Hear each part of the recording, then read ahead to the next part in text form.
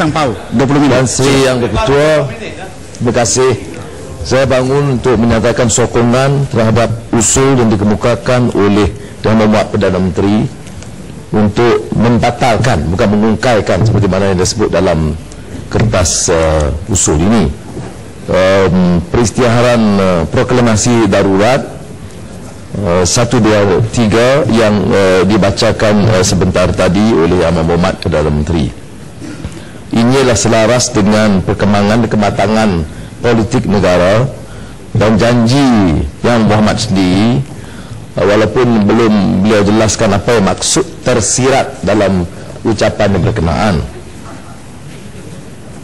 Dan dalam Perkataan Rakyat kami pasti terpaksa menyokong kerana ini selaras dengan pendirian dasar bersama yang diumumkan pada Disember 2009 dan juga dalam kenyataan yang tegas dalam buku Jingga 2010, di mana bukan sahaja proklamasi ini dibatalkan, tetapi semua undang-undang yang dianggap menekan hak dan kebebasan rakyat dihapuskan, dan ini masih kita tunggu pelaksanaannya. Dan Ketua, saya tidak bermaksud untuk mengulas cadangan pindaan rang undang-undang Perhimpunan Aman kerana ini akan diberikan ruang kemudian, dan juga beberapa sentuhan mengenai pindaan Akta Universiti kerana saya tidak melihat pindaan-pindaan itu selaras dengan semangat yang disebut tersirat itu, iaitu memberikan menerima kenyataan kematangan rakyat dan menghormati prinsip demokrasi tulen. Saya ingin merujuk hanya kepada pembatalan ini. Pertama, saya percaya penganalisa politik dan ahli sejarah akan menyingkap perkembangan pelaksanaan proklamasi darurat sebelumnya. Proklamasi darurat 1966, walaupun Yang Berhormat Perdana Menteri menyatakan ia mungkin wajar pada ketika yang berkenaan, tetapi harus kita ambil sikap yang lebih terbuka bahawa tindakan itu lebih untuk menjatuhkan kerajaan sah di bawah Stephen Kaluningkan di Sarawak. Yang kedua, proklamasi darurat 1969 itu akibat dari tragedi 13 Mei untuk mengawal keadaan supaya rusuhan kaum tidak berkembang dan menimbulkan permasalahan besar kepada rakyat. Yang ketiga, proklamasi darurat 1977 itu lebih direncana oleh parti yang memerintah pada ketika itu untuk menjatuhkan kerajaan sah Kelantan. Maknanya pembatalan ini wajar kerana darurat itu walaupun atas nama keselamatan negara dan kebaikan umat, tetapi ada kalanya pertimbangan itu politik yang sempit dan menekan pihak pembangkang. Tetapi itu kenyataan sejarah dan saya bersetuju dengan Yang Berhormat Perdana Menteri bahawa ini terserah kepada keupayaan sejarawan untuk menyingkap, membahas dan sama ada mempertahan atau menolak tindakan-tindakan itu. Yang sebab saya menyokong ialah kerana keadaan itu hanya satu singkapan lembaran sejarah. Kenyataan sekarang berubah.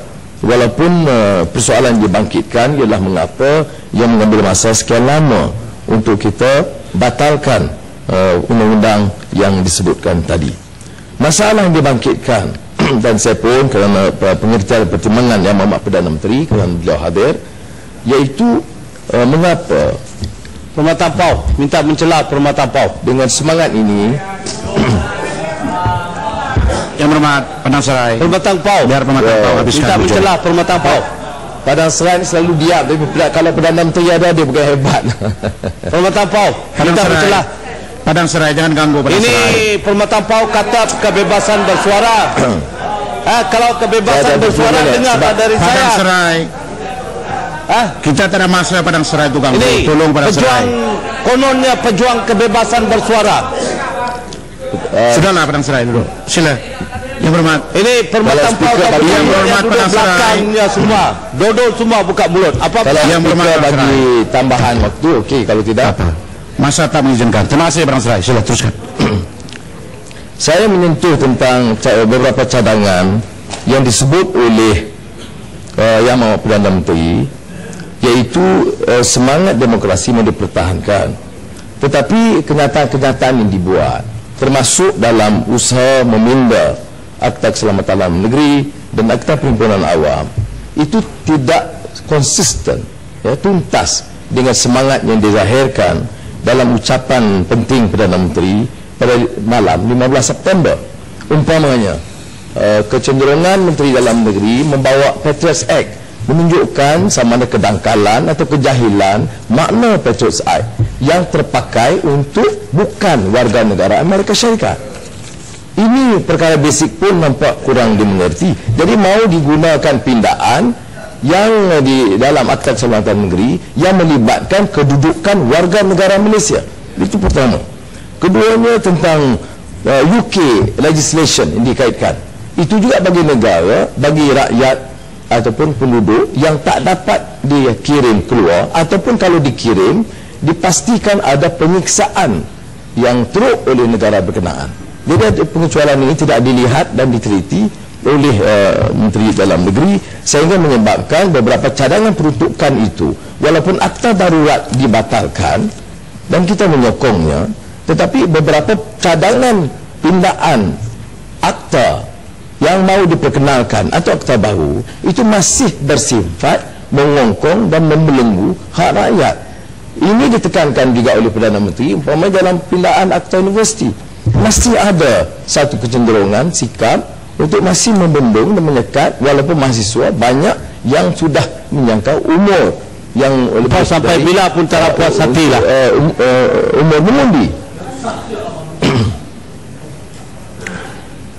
Prinsip yang ditekankan dalam pembatalan ini apa panggil ialah tahanan tanpa bicara. Tetapi kita masih mau perkenalkan prinsip tahanan tanpa bicara, menafikan writ of habeas corpus, menafikan hak dia mendapat proses yang adil. Dan ini Perdana Menteri harus jelaskan mengapa perlu, kerana beberapa tahanan di Simpang Renggam umpamanya masih ditahan atas apa juga alasan, tetapi mengapa nafikan mereka hak untuk mendapat proses penghakiman yang bebas dan adil.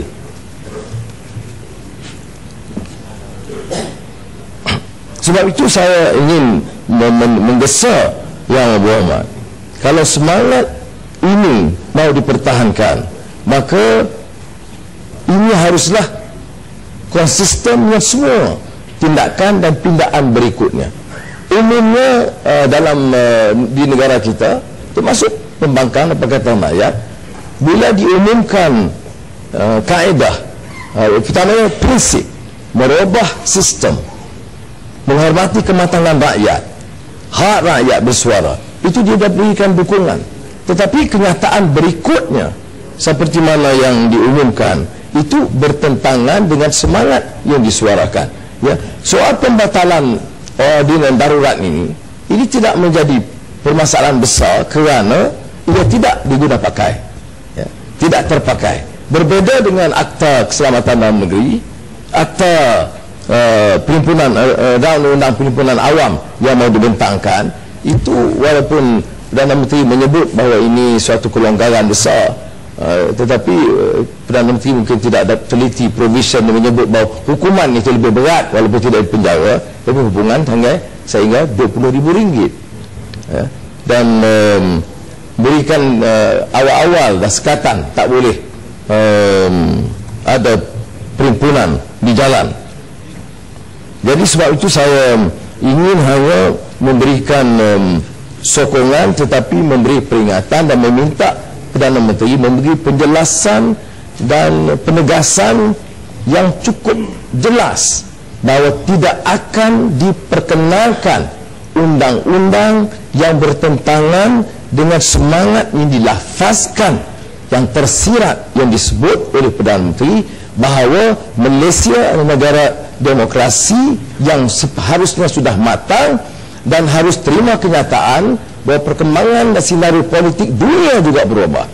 Kita tengok negara-negara Arab yang paling leceh dan lemah dari sudut menghormati prinsip demokrasi sendiri pun sama ada merubah atau dipaksa merubah. Di Malaysia, alhamdulillah, kita masih bukan ke tahap itu, tetapi saya ingin menggesa Perdana Menteri supaya kerajaan tidak menunggu keadaan sehingga begitu gawat, tapi membawa perubahan, menghormati dan tunduk kepada semangat perlembagaan negara, semangat perlembagaan yang menetapkan yang juga disebut tadi perkara 1.4 dalam kurungan, iaitu tentang keperluan kita menghormati hak dan kebebasan rakyat dan kebebasan rakyat bersuara. Tan Sri Yang Di-Pertua, ini jujur kali di mana tindakan kerajaan khususnya Perdana Menteri mendapat sokongan yang padu, iaitu tentang pembatalan. Persoalan kami yang tidak dapat diberi jaminan oleh Perdana Menteri ialah bahawa sementara ini disuarakan, tindakan susulan itu masih mengekalkan pemikiran yang junub, yang lapuk, yang menunjukkan bahawa ada cebis-cebis authoritarian rule dalam negara kita untuk mengekal kebebasan rakyat melalui beberapa undang-undang baru. Dan ini juga terlibat dalam cara dan kaedah kita melaksanakan proses perbincangan di parlimen yang harus lebih terbuka, dan juga dari segi undang-undang yang mau dibentangkan. Jadi saya sekali lagi Tan Sri Yang Di-Pertua menyatakan sokongan dengan penegasan bahawa Perdana Menteri bagi pihak kerajaan memberikan jaminan yang tegas melalui langkah-langkah yang mau diperkenalkan supaya tidak melanggar prinsip ini, kerana rang undang-undang yang disebut baik pindaan Akta Keselamatan Dalam Negeri dan rang undang-undang Perhimpunan Aman 2011 yang kami rasa wajar ditarik balik sebelum dibentang petang ini kerana ia bercanggah dengan semangat yang disuarakan. Yang berhormat boleh baca semula ucapan itu, dan saya teliti berbeda dengan Perhormatan Pau ini bukan tempat ceramah lah. Perhormatan Pau kasih laluan lah. Kalau cerita tentang kebebasan, bagi laluan kepada saya lah Perhormatan Pau. Sila duduk Yang Berhormat. Ini tak mau kasih laluan Yang Tan Sri. Jadi saya tekankan dengan maksud supaya rang undang-undang Perhimpunan 2011 itu ditarik balik. Ini akan memenuhi semangat yang diucapkan kala membatalkan proklamasi darurat ini.